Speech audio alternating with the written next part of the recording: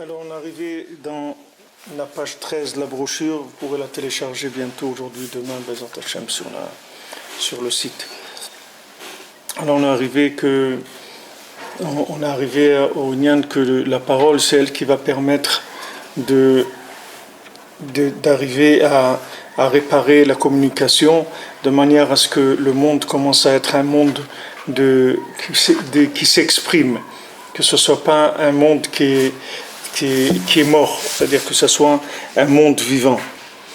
Alors on a dit Shirvi ad Boker, le Rebbe rapporte le pasuk de Shirvi ad Boker, c'est-à-dire dors jusqu'au matin, c'est-à-dire tant qu'il n'y a pas le matin, c'est-à-dire tant qu'il n'y a pas la lumière du matin, ça veut dire que tu dors. Pour l'instant tu dors parce que la vision de la nuit, c'est la vision statique du monde. Dès que le monde commence à nous parler, alors ça devient le matin, c'est-à-dire un monde vivant. Et le matin, c'est l'union de chesed. C'est-à-dire, quel est le chesed? Le chesed, c'est la possibilité de commencer à communiquer avec Hachem. Et pour communiquer avec Hachem, il faut prendre conscience que Hachem, il n'est que chesed. C'est-à-dire que tant que je ne sais pas que Hachem, il a créé le monde pour mon bien, et tout ce que Hachem il fait, c'est pour mon bien, et tout ce qui m'arrive dans ma vie, c'est que pour mon bien, tant que j'arrive pas à cet état d'esprit, cette mentalité, alors je peux pas parler avec Hachem. C'est pour ça que les Chachamim ils disent que il faut toujours s'habituer à dire que tout ce qu'Hachem il fait, c'est pour le bien. Pourquoi il faut s'habituer à dire que tout ce qu'Hachem il fait, c'est pour le bien? Pourquoi on ne nous dit pas tout ce qu'il fait Hachem, c'est pour le bien? Pourquoi les Chachamim nous disent qu'il faut s'habituer à dire que tout ce qu'Hachem il fait, c'est pour le bien? Parce que quand tu vas prendre conscience que tout ce qu'Hachem il fait, c'est pour le bien, c'est ça qui va te faire dire, c'est-à-dire ça va te permettre de parler, ça va te permettre de communiquer. Comme quelqu'un, par exemple, vous êtes assis dans l'avion ou dans un wagon de train ou n'importe quoi. Voilà, vous êtes assis, il y a quelqu'un à côté de vous, vous ne connaissez pas, vous ne savez pas qui c'est, il ne sait pas qui vous êtes, etc. À un moment, il vous offre un bonbon ou une cigarette ou je ne sais pas quoi, un truc à manger ou un gâteau ou quelque chose. Et de ça, après, vous rentrez en discussion. Après, vous commencez. Parce que quand il y a du chesed, ça ouvre la communication. C'est quelque chose de naturel. C'est un instinct du nefesh. C'est-à-dire, dès que la personne, elle se sent bien, alors elle parle. C'est pour ça que vous verrez en Israël, les gens, ils parlent beaucoup. Parce qu'ils se sentent chez eux. Alors que dans la galoute, les gens, ils parlent pas beaucoup. Ils parlent pas autant qu'ici. Ici, les gens, ils parlent beaucoup, partout, dans l'autobus, à l'épicerie, trucs. Les gens, ils parlent, ils s'expriment beaucoup, parce qu'ils sont détendus, ils se sentent dans une atmosphère de chesed. Alors, ils parlent, mais vous entendrez pas, vous allez dans une supérette en France ou un truc, vous n'allez pas entendre des discussions comme vous entendez ici au supermarché. Ici, les gens, ils parlent, même qu'ils sont à 4 ou 5 mètres l'un de l'autre en train de faire leurs courses, et ils disent, alors, et les gens, ils parlent, parce qu'il y a une atmosphère de chesed. Le fait qu'on est en Eretz Israël, alors il y a les gens qui sentent qu'ils sont dans la protection d'Hachem, mais ça ouvre la communication. Donc c'est une base pour la communication. Le chesed, c'est une base pour la communication. C'est pour ça aussi que c'est un moyen d'ouvrir. C'est-à-dire quand quelqu'un ne sait pas comment faire pour parler avec les gens, alors il faut qu'il leur fasse du chesed. Il leur donne, comme on dit, il les détend, il les met à l'aise, il va ouvrir leur cœur, etc. Par le chesed. Ça même, ça ouvre la possibilité de parler, de communiquer. Alors avec le Créateur, c'est la même chose. C'est-à-dire si on prend conscience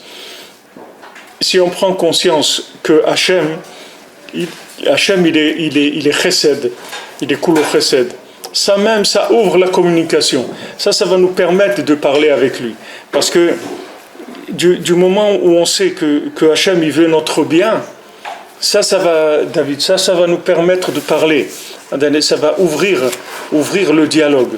Tandis que maintenant, si je suis pas sûr qu'Hachem, il fait du chesed, alors je ne vais pas pouvoir parler. C'est pour ça que Rabbeinu dit dans les Hitbodedut des doutes, il faut commencer par remercier Hachem sur les bienfaits qu'il nous fait. Parce que des fois, la personne, même le bien, elle le vit comme de la consommation. C'est-à-dire Hachem, il lui a donné un toit. Baruch Hachem, il a une maison. Baruch Hachem, il est en bonne santé. Au Hachem, il a de quoi manger. Au Hachem, il est dans un bon voisinage. Au Hachem, il n'y a pas de guerre, il n'y a pas d'ennemis. Il y a tellement de choses que quelqu'un il a et il croit que c'est normal. Mais c'est pas normal, c'est des chassadim d'Hachem. Donc il faut prendre conscience du chesed d'Hachem. Une fois que maintenant j'ai pris conscience du chesed d'Hachem, ça va m'ouvrir la bouche pour parler après. Après je vais pouvoir discuter avec Hachem. Parce que quand je veux voir combien de chesed Hachem il me fait, alors ça va me permettre de discuter avec lui. Parce que sauf je vois qu'Hachem, il m'a donné beaucoup de choses. Hachem, il m'a comblé. Comme elle dit, comme c'est écrit dans le Tanakh, c'est-à-dire c'est une haftara qu'on lit quand je crois que c'est la Shunamite, quand elle a eu un enfant, alors non, c'est comment il s'appelle, celui qui faisait les nérotes là. Alors il dit sa femme il a vu un malach, un ange qui est venu et qui a dit qu'ils allaient avoir un enfant. Alors l'ange, quand le mari il a vu l'ange, il lui a dit ça y est, on va mourir. Pour Samuel. Hein? Pour Samuel. C'est pas pour Shmuel, non. C'est pas pour Shmuel. C'est pour Shmuel, oui. Chana, ah oui, c'est vrai, Chana, oui. C'est Chana, oui. Alors le mari, quand il a vu la Ishlapidot, alors il a vu l'ange, il a dit ça y est, Hachem il va nous tuer. Il dit mais si Hachem il voulait nous tuer, il nous aurait pas fait ces chesed là. Si Hachem il nous fait du chesed, c'est pas pour nous tuer. Il dit, pourquoi tu penses une chose pareille? C'est-à-dire que maintenant si tu vois maintenant qu'Hachem il te fait du chesed, que bon Hachem, tu regardes, tu as trouvé un endroit, tu as ça, tu as combien de chassadim d'Hachem? Ça te ramollit le cœur, ça va te donner confiance que maintenant tu peux parler avec Hachem parce que ça te met en confiance. Tu es avec le Créateur, tu sais qu'il t'aime et te donne des bonnes choses. Alors que maintenant tu dois. Excusez-moi, c'est Samson. C'est Shimshon. C'est Samson. Oui, mais c'est Samson quand ils n'avaient pas d'enfant, mais c'est Samson. Après ils ont eu Shimshon. Samuel, elle a prié auprès de. Ouais, parce que Shmuel, je ne me rappelle pas qu'il est né comme ça. Mais Non. Shimshon, c'est possible. C'est une haftara qu'on lit. Oui. Et que maintenant l'ange il est venu, mais c'était pour du bien. Alors il dit Veruach al Se'ara, c'est-à-dire que maintenant il y a eu Ruach al Se'ara, c'est-à-dire qu'il y avait un souffle de tempête. Hainu sheprinat ketz kol basar ou prinat achar advarim. Maintenant, le ketz kol basar, c'est-à-dire cette mentalité de apocalyptique, de destruction, ça c'est achar kol advarim, c'est-à-dire la chose qui est derrière la parole. Ou yonek me adibur. Alors lui, il prend la force de la parole, venase ruach se'ara, et ça devient ruach se'ara. C'est-à-dire cette tempête, elle provient les massés du manque de parole. Comme on voit que on dit Esav, il s'appelle Ish Seir, c'est-à-dire que c'est un homme de Seir, c'est-à-dire la chance Se'ara, c'est-à-dire que Esav, c'est un homme de tempête. D'où elle vient la tempête? C'est qu'il y a un manque de Kol Yaakov, c'est-à-dire quand il n'y a pas la voix de Yaakov, alors il y a la tempête de Esav. C'est-à-dire tout le corps qu'il a Esav de faire la tempête, c'est parce que maintenant il y a pas assez de Kol Yaakov. C'est-à-dire, lui, il est yonek du manque de dibou. Donc le Esav, lui, il va essayer de faire taire le monde.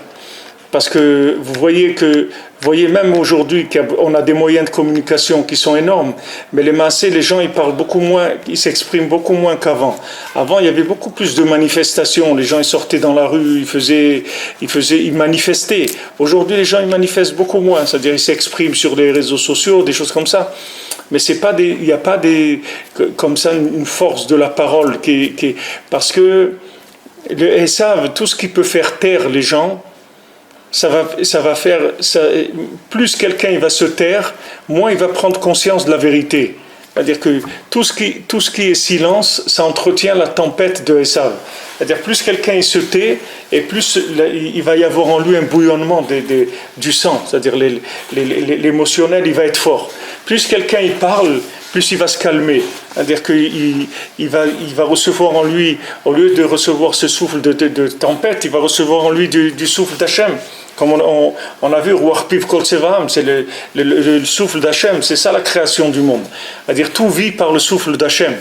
Mais quand maintenant nous, on n'utilise pas la parole, alors le Esav, il nous prend Acharat Varim, il nous prend le côté arrière de la parole, et avec ça, il fait sa tempête. Et maintenant, la tempête, elle est sur le bras d'Akadosh Baruch Hu. Pourquoi ? Parce que maintenant les créatures elles ont besoin de ce côté-là de Ketz Kol Basar, de la fin de toute chair. Et qu'Hachem il a vu que c'était très bon. Qu'est-ce que c'est très bon? Damalach Hamavet. C'est l'ange de la mort. C'est-à-dire quand on dit trop bon, c'est l'ange de la mort. Qu'est-ce que ça veut dire? Qu'est-ce que c'est l'ange de la mort? C'est-à-dire que l'ange de la mort, c'est tout ce qui est exagération. C'est-à-dire que dès que on dépasse la dose, ça devient mortel. C'est comme le médicament. Le médicament, la dose, ça soigne. L'overdose, elle tue. Maintenant, la Torah, c'est la même chose. Chacun, il a ses récipients. Il doit remplir ses récipients au maximum. Mais dès qu'il dépasse, c'est la mort. C'est-à-dire, Tov, c'est bon. Tov Me'od, c'est l'ange de la mort. C'est-à-dire que, comme les gens ils disent comment ils disent ça, le mieux c'est l'ennemi du bien, comment ils disent oui, le mieux est l'ennemi du bien. Voilà, le mieux c'est l'ennemi du bien, ça veut dire il y a bien et il y a mieux que bien. Alors le mieux que bien c'est la mort. Il n'y a pas mieux que bien, c'est bien, c'est tout. Non, tu veux mieux que bien, c'est la mort.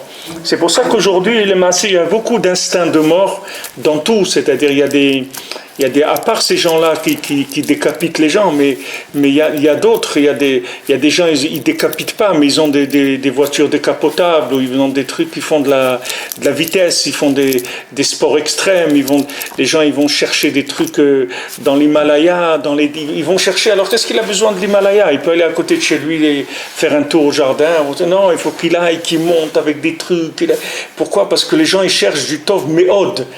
Parce que du Tov, ils ont déjà. Bon, Hachem, il y a de quoi manger, il a de quoi, il a une petite radio, il peut écouter de la musique, il a une petite stéréo, s'il veut écouter de la musique, il peut regarder par le balcon, il peut faire beaucoup de choses, il peut se promener, il peut aller...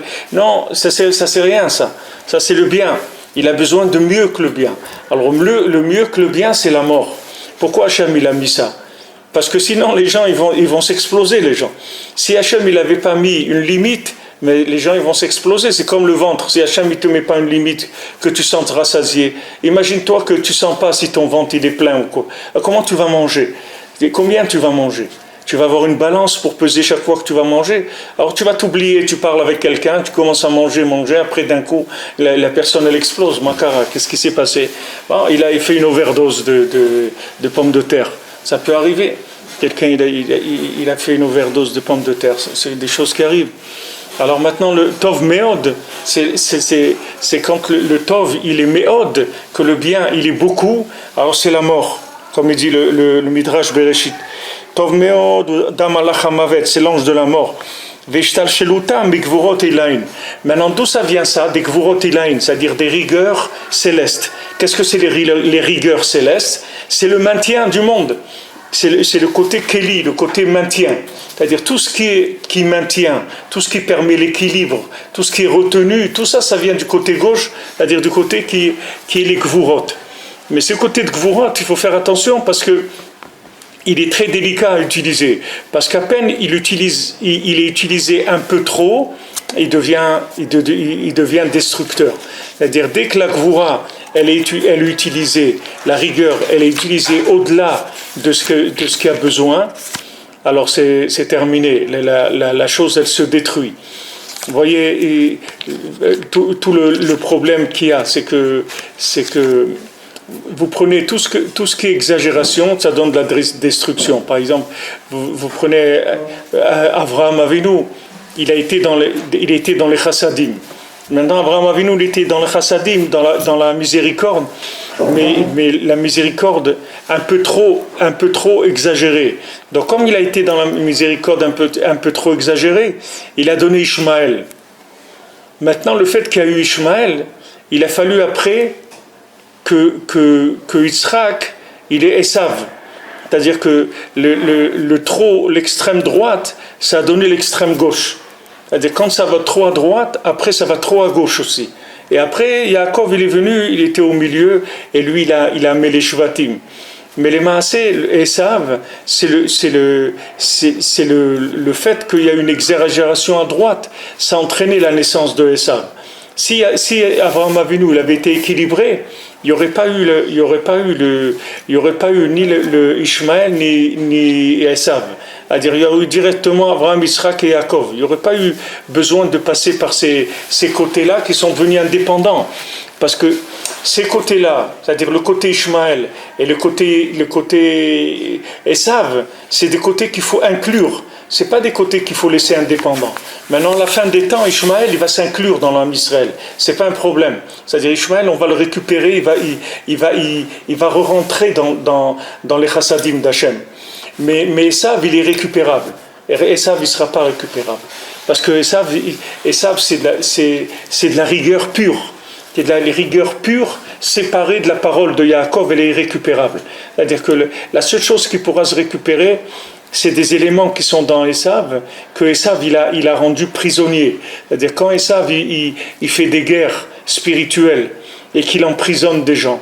Par exemple, quand Esav il fait tomber un juif, par exemple qu'un juif il mange plus kasher ou il fait des bêtises parce qu'il se trouve dans la galoute de Esav, cette énergie de ce juif-là, elle va revenir après sous la forme de quelqu'un qui va faire tchouva ou quelqu'un qui va se convertir. Mais de Esav lui-même, il va rien rester à la fin. C'est-à-dire Esav, il va disparaître. Parce que Esav, c'est une klipa gmoura. C'est-à-dire que Esav, c'est mamage de la klipa. Si jamais il ne s'inclut pas dans Yaakov, et ça, il ne va pas y arriver, donc il sera éliminé. Tandis que Ishmaël, il va s'inclure dans Israël, il n'y a pas de problème. Parce que c'est des chassadim. C'est une exagération du côté droit. L'exagération du côté droit, elle sera récupérable. Mais l'exagération du côté gauche, elle sera irrécupérable. Il n'y aura pas une possibilité de récupérer ça. Alors, ce côté gauche-là, on en a besoin. Parce que si on n'avait pas le côté gauche, il n'y aurait pas de frein. Il n'y aurait aucun frein. L'homme, il n'aurait pas de frein dans sa vie. Comment il va faire des choses?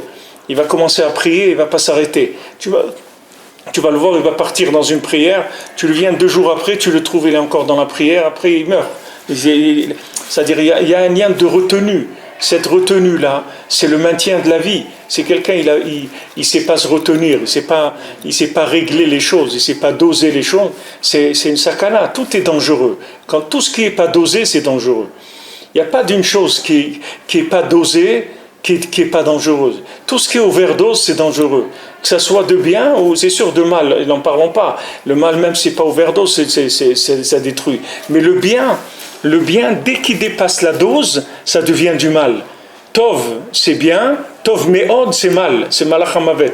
C'est l'ange de la mort. Alors que, d'où il vient l'ange de la mort? Il vient de l'exagération du bien. Il vient pas du mal. Il vient du bien exagéré. Dès que le bien est exagéré, ça alimente le côté négatif. Alors la parole, elle rééquilibre, parce que la parole, elle est faite avec de l'eau et du feu. C'est-à-dire, dans la parole, vous voyez de la chaleur, et il y a aussi de l'humidité, de la buée qui sort dans la parole. Alors la parole, elle équilibre l'eau et le feu. Il y a les deux à l'intérieur. Et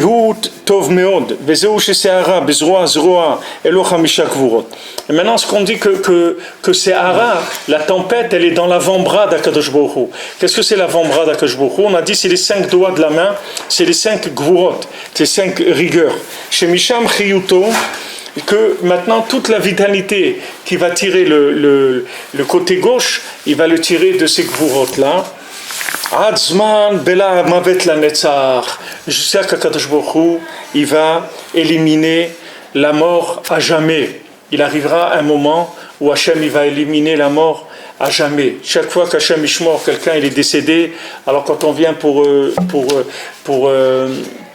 consoler la famille, on dit que Hachem Ivla Amavet la Netzach, que Hachem il va faire disparaître complètement la mort. Maintenant, comment maintenant Hachem il va faire disparaître la mort?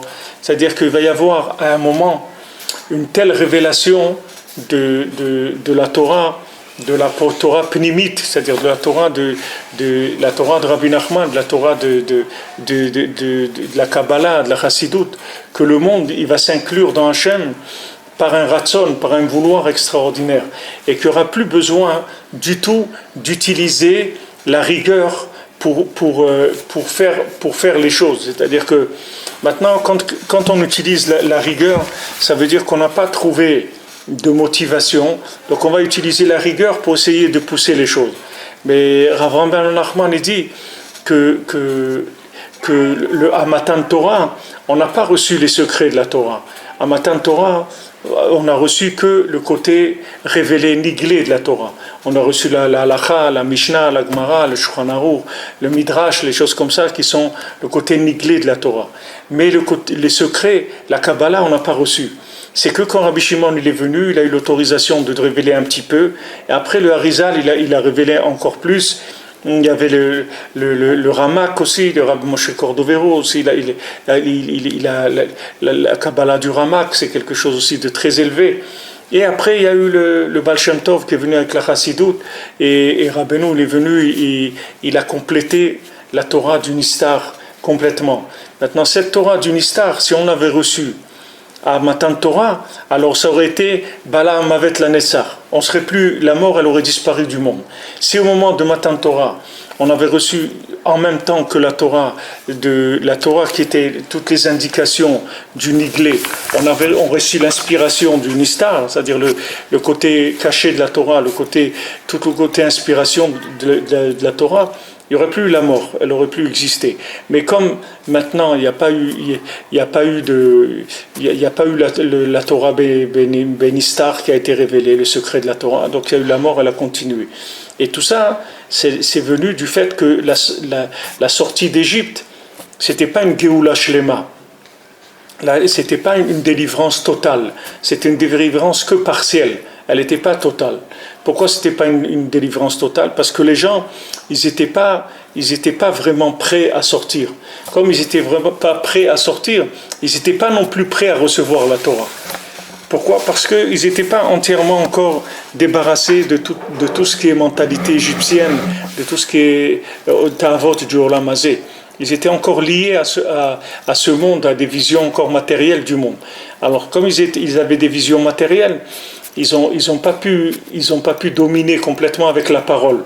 Bien que maintenant le fait qu'ils soient sortis de Mizraïm, qu'on a dit Pessah, c'est la bouche qui parle, ça veut dire qu'ils ont libéré momentanément la parole, mais ils l'ont pas libérée de façon parfaite. Donc le fait que la parole, elle n'était pas libérée de façon parfaite, ça entraînait que la Torah qu'ils ont reçue aussi, elle n'était pas parfaite. Il n'y avait que le côté apparent de la Torah, que le côté extérieur de la Torah. Mais le côté intérieur, il n'y a pas. Alors maintenant, quand Bezrat Hashem, maintenant, avec la Torah de Rabbi Nachman qui s'est révélée dans le monde, que le Rebbe a amené sa Torah dans le monde, bifrat les Sipurim Asiyot que Rabbeinu l'a amené, avec ça, il va y avoir Bla'ana Amavet la Netzach, que la mort elle va disparaître du monde complètement.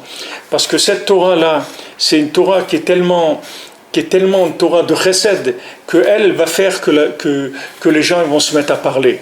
Ça même, ça va ouvrir la parole. C'est pour ça que le Rebbe il a tellement insisté sur la Hitbodedut, sur le fait de parler avec Hachem, de parler avec ses amis, de parler. C'est-à-dire pourquoi le Rebbe il a tellement insisté sur ça? Parce que c'est la clé de la Géoula, c'est la clé de la délivrance. Une fois que la personne elle commence à parler, tout de suite c'est le bien qui est en elle qui va dominer. Quand quelqu'un ne parle pas, il a à l'intérieur de la révolte, des nerfs, de l'amertume, tout ça c'est fermé à l'intérieur. Une fois que la personne elle parle, elle va tout de suite oublier ces choses-là. Ces choses-là elles vont la quitter. Donc maintenant quand Hachem il a décidé d'envoyer Rabbi Nachman, alors c'est écrit dans le Sipurim Asiyot que que le Satan il a dit Hachem, mais si tu l'envoies lui, ça veut dire c'est fini, je peux plus rien faire, puisque maintenant lui va amener une Torah avec le Nyan de la Bodedut et les Sipurim Maasiot et tout, je peux plus rien faire. Il va libérer le monde de la mort, c'est-à-dire j'aurai plus une emprise sur les gens, parce que toute l'emprise qu'il a.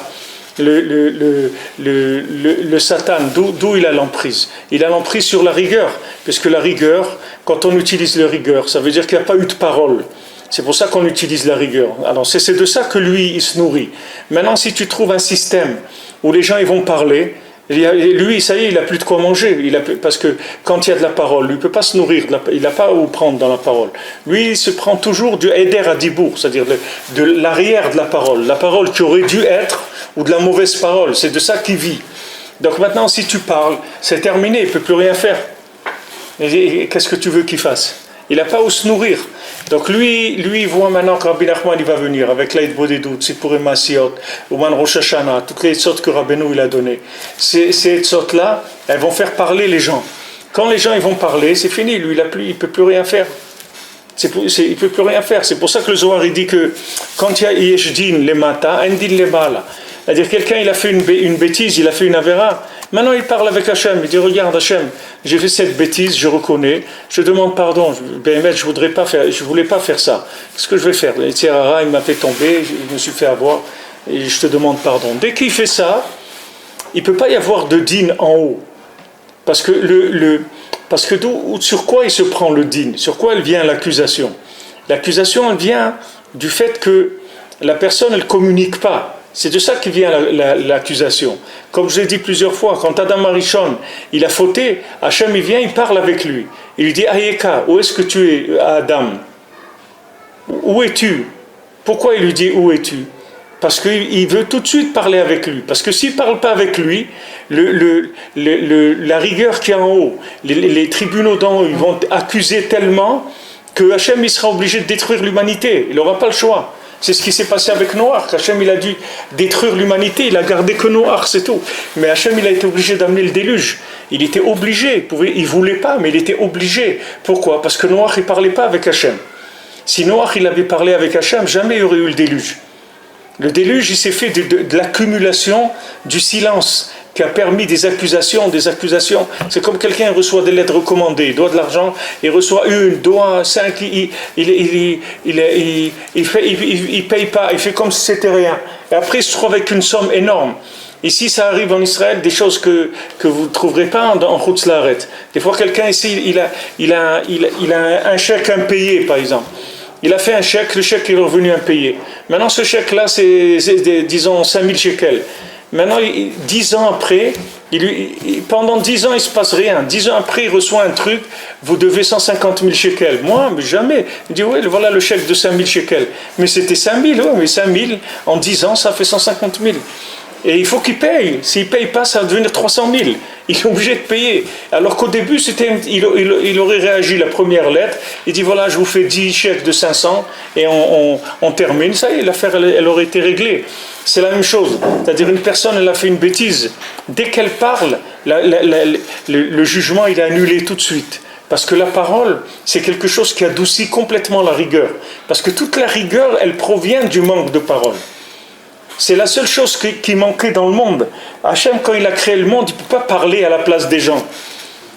Il ne peut pas. Il peut te construire une maison, il peut te faire un arbre, il peut te faire des oiseaux, des poissons, tout ce que tu veux. Mais il ne peut pas parler à ta place. Donc maintenant, le fait que l'homme, il ne parlait pas, c'est ça qui a créé toute la rigueur dans le monde. Parce que au début, c'était un monde de gens qui étaient muets. Donc il n'y avait pas d'autre possibilité que de pousser le troupeau. Quand vous voyez quelqu'un, il veut faire avancer l'âne, alors il lui donne des coups pour qu'il avance. Mais quand l'âne il comprend, il parle, alors il dit avance, il avance, il n'a pas besoin de lui donner des coups de bâton. Maintenant le monde, la rigueur c'est quelque chose qui va orienter le monde. Mais ça oriente le monde, mais avec du silence, c'est-à-dire du côté silencieux du monde. Alors que si les gens y parlaient, la rigueur elle disparaîtrait complètement parce qu'elle n'aurait pas lieu d'être.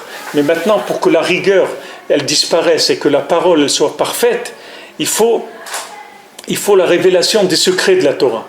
Parce que les secrets de la Torah, c'est quelque chose qui va complètement ramollir le cœur de la personne. Quand la personne elle va prendre conscience de qu'est-ce que c'est chaque chose dans ce monde, qu'est-ce que ça veut dire du pain, qu'est-ce que c'est de l'argent, qu'est-ce que c'est un homme, qu'est-ce que c'est une femme, qu'est-ce que c'est tout ce qu'il y a dans le monde, quand il va savoir derrière tout ça, qu'est-ce qui se passe, alors il va y avoir un engouement, c'est-à-dire un enthousiasme pour Hachem extraordinaire. Et cet enthousiasme, il va faire complètement disparaître la mort. Il n'y aura plus de mort.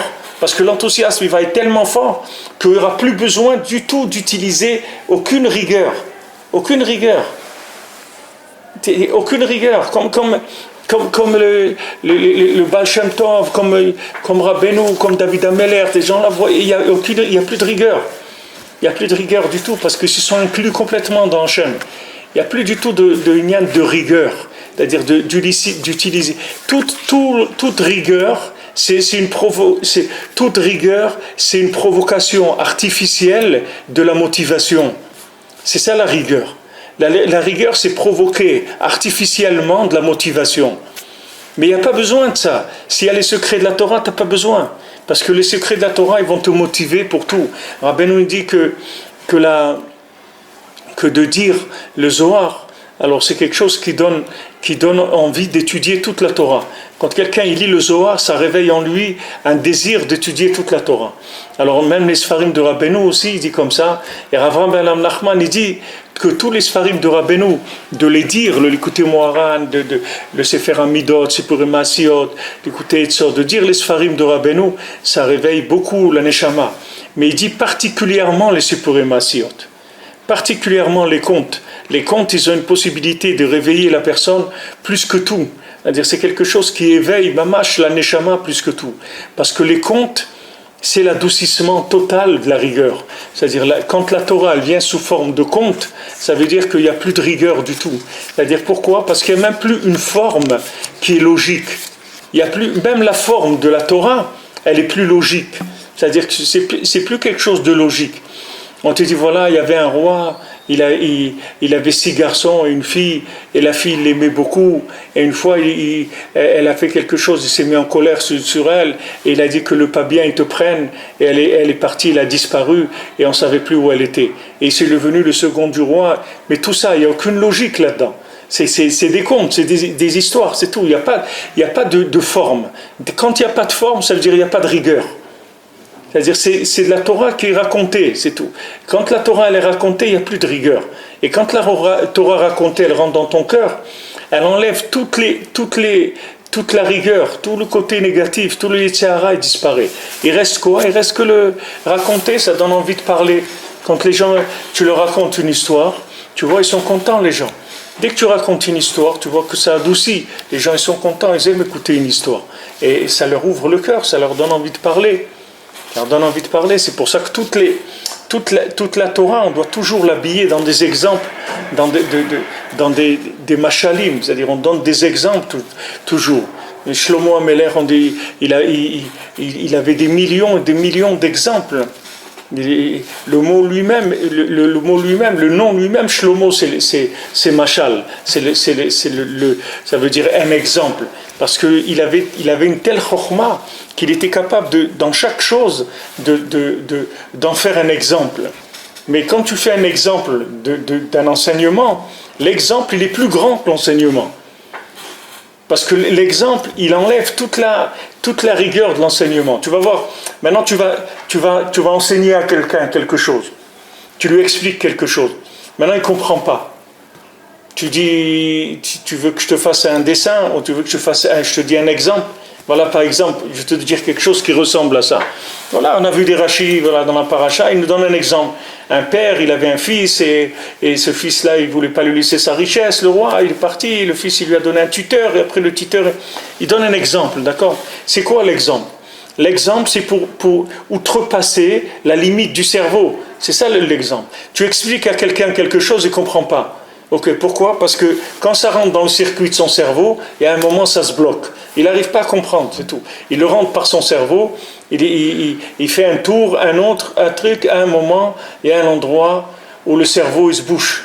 À cet endroit là-bas, il a un caillot de sang, il a un truc émotionnel qui est venu, qui est monté à la tête, qui lui a bloqué le cerveau. Il a fait des actions, des choses qui lui ont mis du tartre dans le cerveau. Et là, le cerveau qui s'est bouché. Mais maintenant, quand tu lui donnes un exemple, qu'est-ce que tu fais? Tu vas lui raconter la chokhma. La sagesse, tu vas lui raconter.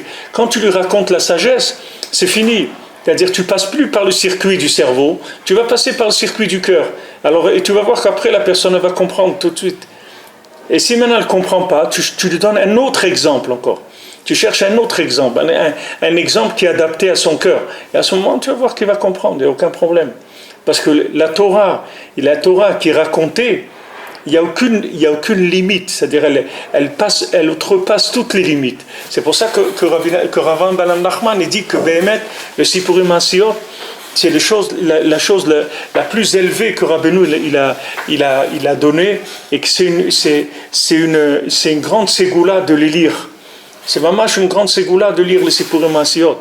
Et c'est pas difficile à lire. Et vous les avez en français, je vous l'ai dit quelques fois, je vous le répète, vous allez en français dans notre site, dans breslev.fr, vous avez les textes en français, vous pouvez les télécharger ou les lire à l'écran, ce que vous voulez. Mais si vous lisez tous les jours le Sipurim Asiyot, ça va aider énormément. C'est quelque chose qui aide énormément. Parce que c'est de la Torah de Neshama. C'est un langage d'âme. C'est pas un langage de cerveau. C'est un langage d'âme. C'est très très puissant. Et on ne se rend pas compte de ce que ça fait. Parce que comme nous on voit avec le cerveau, alors on ne se rend pas compte. On dit, mais comment une histoire, elle va pouvoir me changer? Eh bien une histoire, elle change. Il y a des gens dans leur vie, ils ont entendu une histoire, ça leur a changé leur vie. Il y a des gens, une histoire dans leur vie, ils ont entendu, ils ont changé leur vie avec une histoire qu'il y a eu. Parce qu'une histoire en hébreu, ça s'appelle un ma'asé. Ça ne s'appelle pas une histoire. C'est-à-dire, quand on dit une histoire en hébreu, on dit un ma'asé. C'est-à-dire, c'est une action. C'est pas... Et maintenant, chaque sipour ma'asiyot, quand il est mishtalshel, c'est-à-dire il descend dans le monde, et après ça devient des situations qui sont appliquées. Mais dans sa racine, le Sipurim Asiyot, il est avant toute forme de rigueur. C'est-à-dire qu'il se trouve un endroit où il n'y a pas de rigueur du tout, parce qu'il n'y a pas de forme. Dès que tu parles de forme, tu parles de rigueur. Avant la forme, il n'y a pas de rigueur. C'est-à-dire la forme que le conte il a, c'est pas une forme où il y a de la rigueur, parce qu'il n'y a pas de logique. Du moment où il n'y a pas de logique, il n'y a pas de rigueur. Dès qu'il y a de la logique, il y a de la rigueur. Dès que tu rentres dans un système de compréhension, de cause à effet, de raisonnement suivi, tu rentres dans la rigueur. Maintenant, la Torah elle-même, dans le Niglé, c'est de la rigueur, parce qu'elle est logique. Elle a une logique. Quand tu vas étudier la halakha, il y a une logique dans la halakha. Voilà, on voit les halachot Shabbat, Borer et tout, il y a une logique. Il faut prendre le bien et laisser le mauvais, il ne faut pas prendre le mauvais du bien, parce que ça s'appelle trier, etc. Il y a une logique là-dedans. Dès que tu parles de logique, tu parles de Yesehara, tu parles de Etzadat Tovera, tu parles d'emprise du serpent. Dès que tu enseignes une Torah dans laquelle il n'y a pas de logique, c'est une Torah de raconter, alors dans cette Torah, il n'y a plus d'emprise de Yesehara.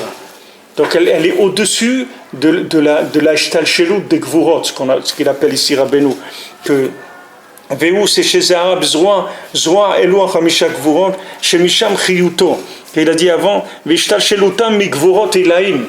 C'est-à-dire que maintenant, le Malach Hamavet, il vient des Gvurot Ilaim, c'est-à-dire il vient des rigueurs d'en haut, c'est-à-dire des rigueurs d'en haut. Les rigueurs d'en haut, c'est la forme qui a été donnée à la Torah pour que la Torah elle corresponde à la matière. Mais si vous voulez, la Torah béniglée, c'est la Torah de la matière. C'est la Torah de la matière du monde. C'est pas la Torah d'Hachem, c'est-à-dire c'est pas la Torah de la Neshama. La Torah de la Neshama, c'est la Torah du Nistar, c'est pas la Torah du Niglé. Quand dans l'Olam Haemet, vous allez voir que la Torah du Nistar, vous n'allez pas voir la Torah du Niglé. Parce que la Torah du Niglé, elle n'a pas lieu d'être dans un monde où il n'y a pas de matière. Si maintenant il n'y a pas de... Si maintenant il n'y a pas de... S'il n'y a pas de la matière, s'il n'y a pas du pain, s'il n'y a pas des hommes, s'il n'y a pas de l'argent, s'il n'y a pas des trucs, qu'est-ce que vous allez faire avec la halakha? La halakha, elle ne peut pas vous aider. La halakha, elle traite que les problèmes qui ont un rapport avec la vie matérielle. C'est ça le niad de la halakha. Mais le sod, les secrets de la Torah, ils traitent que le côté spirituel du monde, c'est tout. Donc maintenant, quand il y a une révélation du sod dans le monde, des secrets de la Torah, ça veut dire que on est dans Tralta de Géoula, c'est-à-dire que dès qu'il y a eu le Zohar, il y a eu le Tsaïe, c'est le début de la Géoula. Hachem, il a lancé déjà le début de la Géoula. Après, il est venu le Harizal et le Ramak, et ils ont révélé les secrets. Le Baal Shem Tov et Rabbeinu, il a amené les plus hauts secrets de la Torah, c'est-à-dire la Torah racontée, les Sipurim Masiot, les contes. Et je vous répète que chacun il prenne sur lui de lire un petit peu tous les jours Sipurim Masiot. Il le finit, il le recommence, il finit, il le recommence. Ça amène beaucoup d'yeshuot. C'est quelque chose qui aide énormément. Bien sûr, vous n'allez rien voir avec votre tête, et heureusement, parce que si vous voyez avec votre tête, alors ça veut dire que ça peut se détruire. Vous n'allez rien voir avec votre tête, mais vous allez voir qu'est-ce que ça fait sur vous. C'est-à-dire que vous allez voir l'adoucissement que ça fait sur la personne. De lire les contes. Voilà, ils existent en hébreu, ils existent en yiddish, ils existent en anglais, ils existent en français, dans toutes les langues. Vous pouvez les télécharger et les lire. Alors le Malech HaMavet, c'est l'ishtalshut des Gvurot. כי הוא טוב מאוד, זהו שסרה בזרוע, זרוע אלוה חמישה גבורות, שמשם חיותו עד זמן בלה המוות לנצח. Donc on a vu que les 5 gvurot, les maasé, les 5 rigueurs qui sont le bras, l'avant-bras, c'est-à-dire les 5 doigts, ces 5 rigueurs, elles sont adoucies par les 5 articulations de la bouche. C'est-à-dire quand la bouche, elle prononce les mots qui viennent de la gorge, de la langue, des lèvres, etc. Tout ça, c'est des coupures du son. C'est-à-dire on traite le son et on le coupe, c'est avec ça qu'on fait la parole. Donc cette coupure, ces 5 coupures qui permettent de parler, elles adoucissent les 5 gvurot. Elles adoucissent les 5 rigueurs. Maintenant, ces 5 rigueurs-là, elles sont aussi dans les 5 chumashim de la Torah. C'est-à-dire dans les 5 chumashim de la Torah, il y a ces 5 rigueurs-là. Mais quand tu arrives à ce que la Torah, elle soit racontée, comme Bereshit par exemple, alors tu arrives, c'est le plus grand niveau de la Torah. Par exemple dans la Gemara, ça c'est écrit, c'est mes fourrages ça, que la Gemara, quand elle utilise des histoires, des exemples, des choses comme ça, c'est les endroits les plus élevés de la Gemara. C'est-à-dire que quand la Gemara elle utilise des maasiyot, c'est l'endroit le plus élevé de la Gemara. C'est-à-dire la Gemara, quand elle te dit des halachot, c'est le niveau extérieur. Mais quand la Gemara elle te raconte quelque chose, les agadot, il y a des sfarim qui s'appellent agadot hachas, ils ont fait de ça des sfarim, les agadot du chasse. Dans les Mishnayot, il y a le An Yaakov. An Yaakov, c'est aussi, ça raconte toutes les histoires qu'il y a dans le Mishnayot. Il y a aussi même les histoires du Zohar. Il y a aussi les Masiyot à Zohar. C'est un sefer qui existe, c'est que toutes les histoires du Zohar qui te racontent, Rabbi Chia, il a voyagé, etc. Tous ces Masiyot, il y a des sfarim qui sont sortis sur ça. Parce que quand la Torah, quand la Gemara elle utilise des agadot, c'est les endroits les plus profonds qu'il y a dans la Gemara. Parce que c'est l'adoucissement du côté rigoureux qui est le raisonnement. C'est-à-dire le raisonnement c'est très très rigoureux. Et ce raisonnement-là, il génère des marloquettes, il génère des disputes. Parce que quand quelqu'un il raisonne d'une façon et un autre il comprend différemment, alors ça fait de la dispute pour arriver à trouver la vérité. Mais il y a une dimension où tu n'as pas besoin de cette dispute-là. Tu vas rentrer dans un silence, il n'y a plus de questions, il n'y a plus rien du tout. C'est la vie, c'est tout. On ne se pose plus de questions parce qu'on est en train de vivre, Béhémet. Toutes les questions elles viennent d'un manque de vie. Dès qu'il y a de la vie, on ne se pose plus de questions. C'est pour ça qu'il apporte le Rebbe. Atzman bala mavet la metzach. Quand Hachem il va enlever la mort pour l'éternité, alors ça sera terminé. C'est-à-dire normalement la révélation de Sipurim Masiot, c'est Bela Mavet la Netzach. C'est-à-dire, normalement, ça doit enlever complètement le côté de la mort, c'est-à-dire le côté logique. Donc, il n'y aura plus d'emprise. Il n'y aura plus d'emprise de Esav. Pourquoi il n'y aura plus d'emprise de Esav? Parce que tout, ça ne sera que parole. Tout, ça sera que de la communication et de la parole. Donc, Esav, il n'aura plus d'emprise. Parce que Esav, il ne s'alimente que dans le manque de parole. C'est-à-dire tout ce qui manque comme parole, ça c'est l'alimentation de Esav, c'est les Yadaïm, elles sortent quand il n'y a pas Kol Yaakov. Mais quand Yaakov il utilise la parole, Esav il a plus de vitalité du tout. C'est-à-dire il disparaît mamash. C'est ça où Bala Amavet la Nessa. C'est-à-dire que Hachem il va faire disparaître complètement la mort. Veze Perouche, Merkevot, Paro, Vechelo.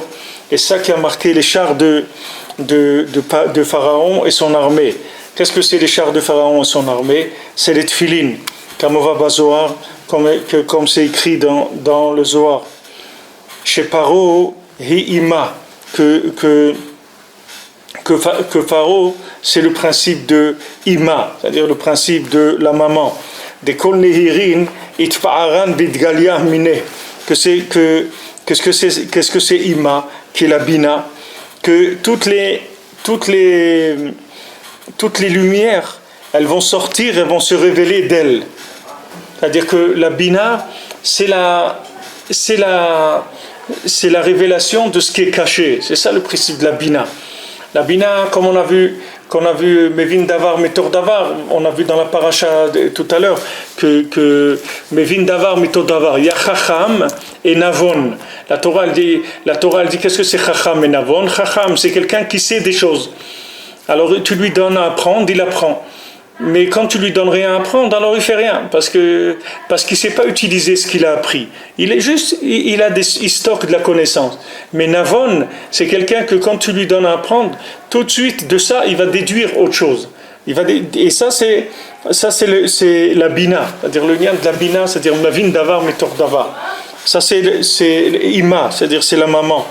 Au Tfilin, Nikra, Markevot. Maintenant les Tfilin, ça s'appelle des chariots. Comme c'est écrit, les chariots des Rochev Shamaim, c'est-à-dire il va sur des chariots vers le ciel. Shamaim et Shumaim. Maintenant, le ciel, il est fait de eau. Shamaim, c'est le mot Eshumaim, c'est le feu, David, le feu et l'eau. Prinat Gvanin, ce sont des couleurs qui tfilin men haarin meima illa, parce que les tfilin, c'est la lumière de la Bina céleste, c'est-à-dire de la maman céleste. Valédéma tiske les prinat tfilin. Avec quoi tu vas pouvoir arriver à toutes ces choses merveilleuses là qui sont les tfilin?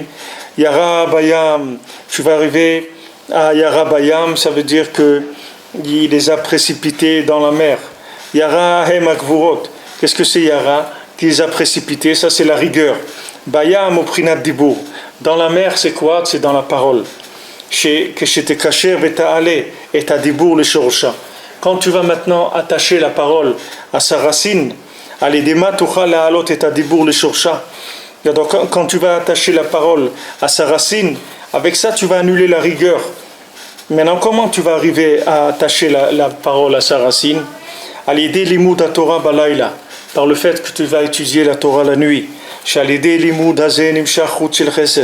Que grâce à cette étude-là de la Torah dans la nuit, alors il y a un chut de chesed. Donc quand on dit laïla, c'est avec un he, il y a l'ail et laïla. Quand on dit laïl sans he, c'est la première partie de la nuit. Quand on dit laïla avec he, c'est à partir de chatzot laïla. Chatzot, c'est 6 heures après la sortie des étoiles. Aujourd'hui, chatzot, c'est à 2 heures du matin en Eretz Israël.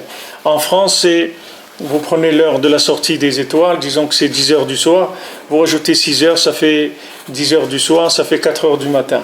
Maintenant, entre ce moment-là et Alot HaShachar, la montée du matin, ça s'appelle Zman de Chatzot. Maintenant, quand la nuit est longue, elle fait 10 heures, alors le Chatzot, il dure 2 heures. Et quand les nuits sont courtes, comme maintenant, c'est-à-dire en Chutz La'aretz surtout, alors ça dure le temps que ça dure. Maintenant, jusqu'à Tisha B'Av, en général, il n'y a pas encore d'adoucissement, c'est-à-dire il n'y a pas encore Chatzot en Chutz La'aretz. En Eretz Israël, il y a toute l'année, il y a Chatzot. Il n'y a pas de Zman où il n'y a pas Chatzot. Mais en Chutz La'aretz, ça commence maintenant, à l'époque de Tisha B'Av. Parce que tout l'union de Tisha B'Av aussi, c'est l'union des Gvurot, c'est-à-dire que c'est l'utilisation de la rigueur. C'est quand Hachem il a envoyé un feu, ce feu il a brûlé le Beth Amikdash, etc. Mais tout ça, c'est des Ishtalshelut HaGvurot. C'est parce qu'il y a eu la rigueur qui n'était pas adoucie. Alors cette rigueur qui n'était pas adoucie, elle a entraîné le Chorban du Beth Amikdash. Mais si vous voyez, c'est écrit dans la Parashat Pinchas, qu'en général la Parashat Pinchas, on l'a fait au début des 9 jours. Mais cette année, c'était un peu plus tôt, mais c'est dans les 3 semaines en tout cas. Vous voyez que dans les Parashat Pinchas, on parle de tous les Chagim. Hachem, il amène là-bas tous les Chagim dans le Parashat Pinchas. Pourquoi il amène tous les Chagim? Pour nous dire que ce temps-là, qu'on est maintenant, c'est-à-dire ces 3 semaines, ça deviendra après 3 semaines de Yom Tov. Maintenant, c'est 3 semaines de deuil, parce que ces 3 semaines de deuil, parce qu'il n'y a pas de dibour. On dit que dans la halakha, c'est écrit que la souda qu'on fait avant la rentrée de Tisha B'Av, on mange des œufs bouillis, ou on mange des lentilles. Et comme c'est écrit dans la Torah que quand Esav il a demandé à Yaakov, Avlitelina, donne-moi à manger de ce rouge-là, c'était quoi? C'était des lentilles que Yaakov il avait préparées parce que c'était le deuil d'Avraham Avinu. Avraham Avinu il était décédé. Alors Yaakov il a préparé des lentilles. Parce que les lentilles, la Torah elle dit que les lentilles, il n'y a pas d'ouverture, c'est quelque chose de fermé. Il dit c'est comme la bouche de l'endeuillé, il ne peut pas parler. Et quand quelqu'un, Shalom, il a un mort jusqu'à qu'il a enterré, il ne peut pas parler, il est complètement bloqué dans la parole. C'est-à-dire cette rigueur de la mort, elle paralyse la personne, elle ne peut pas parler. Alors maintenant, elles savent que lui c'est un endeuillé de nature, parce que lui il est endeuillé sur la vie, puisqu'il dit que la vie elle n'existe pas. Donc lui c'est un endeuillé de nature, il a choisi la mort. C'est ça sa vie. Donc lui il lui a dit donne-moi à manger de ces plats là de deuil. Donne-moi la itenina, remplis-moi, gave-moi de ça. Parce que moi c'est ça que je cherche. Moi je cherche à ne pas parler, à être endeuillé toute ma vie. C'est ça ce que je veux. Je veux m'endeuiller sur la vie pour pouvoir prendre que des trucs de la mort. C'est ça qui m'intéresse. Il a dit j'ai pas besoin de droit d'aînesse ni rien du tout. Alors dans Soudat Amafseket, dans la Souda qu'on fait la veille de Shabbat, on prend soit des œufs, la même chose les œufs, c'est rond, comme ça c'est tout fermé. Et l'œuf il n'a pas une ouverture. N'importe quoi que tu as dans le monde, il y a une ouverture. Tu prends une pomme, une banane, n'importe quoi. Il y a une ouverture, mais ça, il n'y a pas d'ouverture. C'est des choses qui montrent comme l'endeuillé. La Gemara, elle dit qu'il n'a pas de bouche. Et là, on comprend tout, comment ça marche. C'est-à-dire, pourquoi? Parce qu'un endeuillé, c'est quelqu'un qui n'a pas trouvé la vie. C'est ça un endeuillé. C'est quelqu'un qui s'endeuille sur la vie. Il voit le monde et il s'endeuille sur la vie. Il n'arrive pas. Il y a des gens qui comme on dit, se sont fait une raison. Et ils sont rentrés dans la folie du monde. Et voilà, ils courent toute la journée. Voilà, il y a l'iPhone 6 qui est sorti. Allez, il faut aller l'acheter. Il y a le truc. Allez, on y va. Tac, tac, on y va. On va. Il y a des vacances où il faut aller en vacances là-bas. Ils courent. Il faut travailler. Il faut acheter une voiture, une nouvelle voiture. On va un truc. Il y a des gens, ils ont pris leur mal, comme on dit, en patience et ils courent. C'est tout. Qu'est-ce qu'ils vont faire? Ils ont pas. Et bien, il y a des gens, ils n'arrivent pas à courir. Il y a des gens, ils ont trop de vérité. Ils peuvent pas courir. Alors que ces gens-là, ils sont endeuillés sur la vie. Tant qu'ils n'ont pas trouvé la parole, ils sont endeuillés sur la vie. Alors il te dira, Beno, si tu veux maintenant réparer la parole, il faut que tu te lèves la nuit. Quand tu vas te lever la nuit, tu vas réparer la parole. Tu vas étudier la Torah la nuit. Tu vas te lever la nuit. Alors tu vas avoir un chut shel chesed. Tu vas avoir une connexion avec la miséricorde. Et la connexion avec la miséricorde, c'est quoi? La connexion avec la miséricorde. C'est-à-dire que le monde, il va te parler. C'est ça la miséricorde. Tu vas être dans un monde vivant. Au lieu d'être dans un monde de mort, tu vas être dans un monde de vivant. C'est-à-dire tout ce qui va se passer, tout ce que tu es autour de toi, ça va être des choses qui vont te permettre de comprendre ce qui est en train de se passer. Alors, à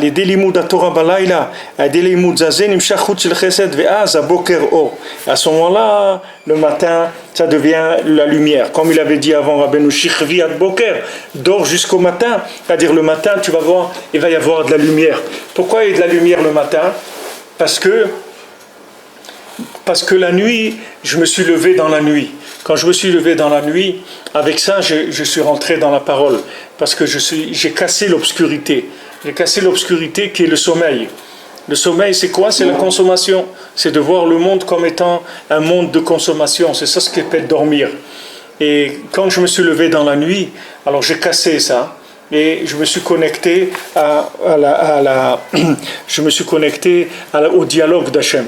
Et à ce moment-là, je vais avoir un fil de bonté que toute la journée il va être connecté. Que c'est ce fil de bonté? C'est une prise de conscience que les oreilles vont s'ouvrir et on va se rendre compte que le monde me parle, que tout ce qu'Hachem a fait dans le monde, c'est pour me parler. À ce moment-là, le matin, ça devient de la lumière. Comme on dit, c'est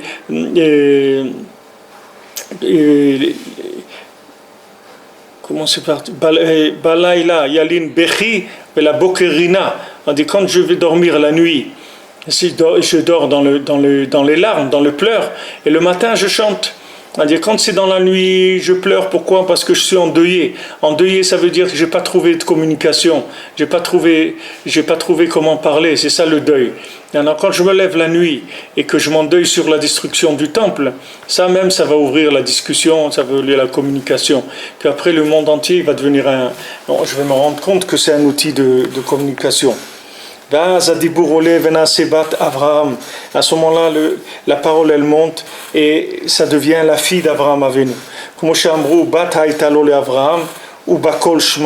y a une fille qu'il avait Abraham Avinu et elle s'appelait Bakol. C'était son nom. Bakol, c'est le nom de la fille d'Abraham Avinu. Alors ça, Bezrat Hashem, on continuera demain.